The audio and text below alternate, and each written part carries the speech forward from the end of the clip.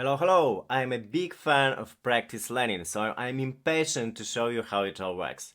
As you remember, our application is extremely simple. That is why imitation overloading with sending too many requests at once is not the best idea. You may ask why. Because we'll have to send indeed many requests. Such a DDoS attack will require resources from us, and then we will have to pay in addition for application load balancer accordingly. There is a better way to force our application to scale up, and it is cheap, fast, and with having full control over the whole process. Let me show you how to implement desired overloading behavior. First of all, we will need to go inside the container of our application. I'm sure you remember how to do it. While having an exposed AWS profile, we can copy that magic command from README. Please replace container ID with a coding value. At that moment, I'm having one task to be running, and here is its ID. So I simply copy it here, replace that value, paste it at terminal, and voila, I am in a good place.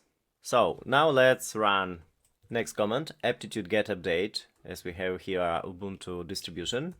That will update our packages, and finally let's install something interesting. Aptitude get install stress ng. Okay, it is done. So what is stress ng? It is a stress workload generator to load and stress all kernel interfaces. As you can notice, the number of possibilities is really great, and we can use current tool to stress our CPU and memory.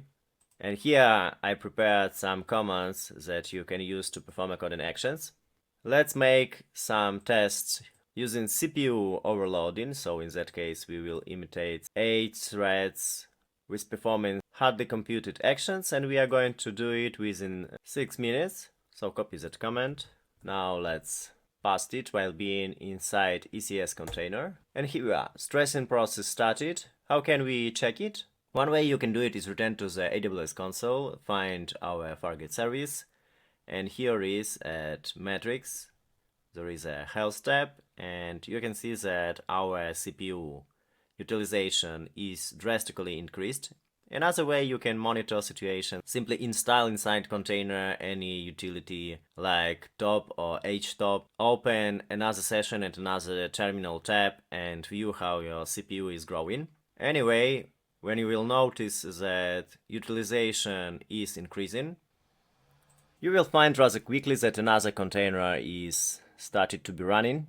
And if you will wait some time, CPU return back to the low values as I've did it, then you will see that number of tasks decreased to the desired capacity with one container. We also can check at events tab how scaling was performing. So after running stress ng, which happened at 9:22, the number of containers was successfully scaled up to count equal to. And finally, when stress test was finished, we returned at 8:38 at desired count to 1. Let me show you also how it looks from CloudWatch alarms. So let's return to our service, configuration networking, and here is our CPU tracking. Let's open that two CloudWatch alarms. And here is at history, we can see a coding action. It was at 7:22, yes, successfully executing, scaling policy. And that was that moment where CPU utilization was over target value 80%. So a coding action was performed, and that is very useful place for debugging. If something is not working you, always check history tab of a coding CloudWatch alarm, as it happens sometimes that some debugging communication output would be seen only at that one place. So if you have any problems with autoscaling, please refer to a coding history tab. So let's check our low alarm that performs scale in policy. Again, history. So here we went down, and at 7:37, it is 15 minutes after CPU returned back to normal behavior. I'm not sure you can see, but it is near 7:22, and scaling down alarm was performed at 37 minutes past 7.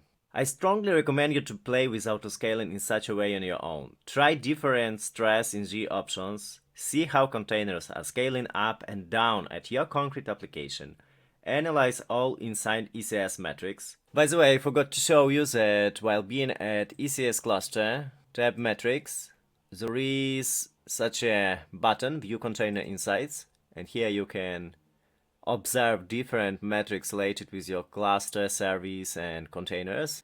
In case autoscaling, you may be quite interested at task count. Let's open it at metrics in separate browser tab. So, and here you can see how the number of containers was changed during the time. So in my case, it was autoscaled up at 7.22 and then it was scaled down near 7.38.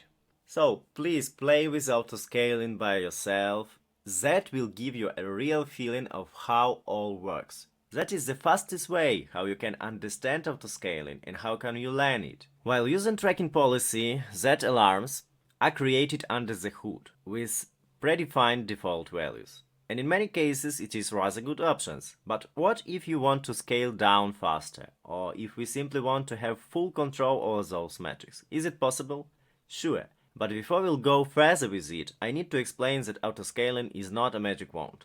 People new to target tracking autoscaling on AWS encounter some common surprises, which I would like to discuss at next lecture.